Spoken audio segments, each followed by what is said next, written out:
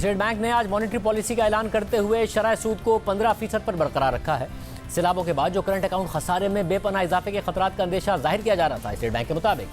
वो भी कंट्रोल में रहने का इम्कान है और करंट अकाउंट खसारा जीडीपी का 3% तक रहने की उम्मीद है। इसके अलावा आज स्टेट बैंक ने यह भी वाजे किया है कि रुपए की कदर में जो बेहतरी आ रही है उसके लिए स्टेट बैंक ने मार्केट में डॉलर्स बेचकर कोई मुदाखलत नहीं की है। गवर्नर स्टेट बैंक ने मजीद कहा कि रुपए की कदर में बेहतरी सट्टेबाजों पर क्रैकडाउन और इनफॉर्मल करेंसी मार्केट में एक्शन लेने की वजह से है। इसके अलावा इंटरबैंक में इस वक्त डॉलर की सप्लाई बहुत बेहतर है। 3 आलमी मालियाती इदारे पाकिस्तान को 4 अरब डॉलर देंगे। एशियाई तरक्याती बैंक 1 अरब 50 करोड़ डॉलर देगा, वर्ल्ड बैंक 1 से 2 अरब डॉलर देगा और Asian infrastructure investment bank 50 crore dollar देगा। इसके लिए एशियाई तरक्याती बैंक 25 अक्टूबर को कर्ज मंजूरी के लिए इजलास मुनक्किद करेगा। सितंबर के महीने में भी IMF के तमाम अहदाफ हासिल कर लिए गए हैं। यानी आज भी रुपया मुसलसल 12वें दिन डॉलर के मुकाबले में ऊपर गया। 1 रुपये 95 पैसे की बेहतरी से 217 रुपये 97 पैसे का हो गया। इस पर गवर्नर स्टेट बैंक ने इन अफवाहों की नफी की है कि स्टेट बैंक ने मार्केट में डॉलर बेचकर मुदाखलत की है। इसके साथ साथ आज मॉनेटरी पॉलिसी स्टेटमेंट के मुताबिक हालिया सैलाबों ने मुआशी इशारियों को बदल दिया है, मगर अब भी इसके नुकसानात का तखमीना लगाया जा रहा है और जो मालूमात अब तक दस्तियाब हैं इसके मुताबिक मॉनेटरी पॉलिसी कमेटी समझती है कि मौजूदा मॉनेटरी पॉलिसी स्टांस को बरकरार रखा जाए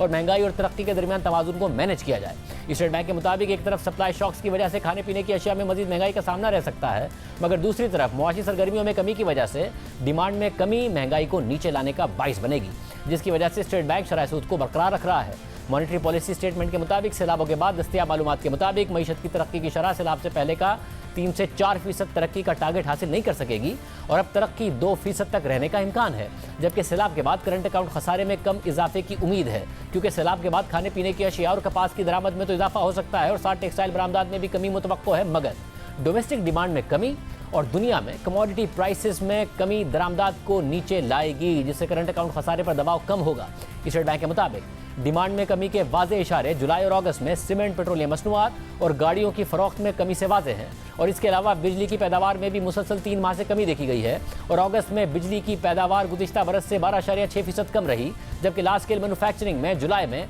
1.4% की कमी देखी गई है। गुज़िश्ता 3 माह में तिजारती खसारे में कमी देखी गई है और सितंबर में तिजारती खसारा गुज़िश्ता बरस के मुकाबले में 30.6% कम होकर 2.9 अरब डॉलर रहा और इसमें एनर्जी और नॉन एनर्जी दोनों की दरामदाद में कमी ने अहम किरदार अदा किया, जबकि बरामदात मुस्तहकम रही। सैलाब से होने वाले नुकसानात से चावल की बरामदात और टेक्सटाइल सेक्टर पर मनफी असरात आने की तवक्को है, मगर दरामदी बिल में कमी, दुनिया में कमोडिटीज़ की कीमतों में कमी और सैलाब मुतासरीन के लिए बैनुल-अक़वामी इमदाद इस असर को ज़ाइल कर देंगे, जिसकी वजह से ज़र मुबादला के ज़खायर में इजाफे की तवक्को की जा सकती है। यानी स्टेट बैंक के मॉनेटरी पॉलिसी बयान के मुताबिक तरक्की की शरह कम रहेगी और इसके वाज़े इशारे मुख्तलिफ सेक्टर्स में नजर आते हैं, मगर बैरूनी सेक्टर और ज़र मुबादला के कम ज़खायर की वजह से खतरात में कमी आएगी और सैलाब के नुकसानात के बाद भी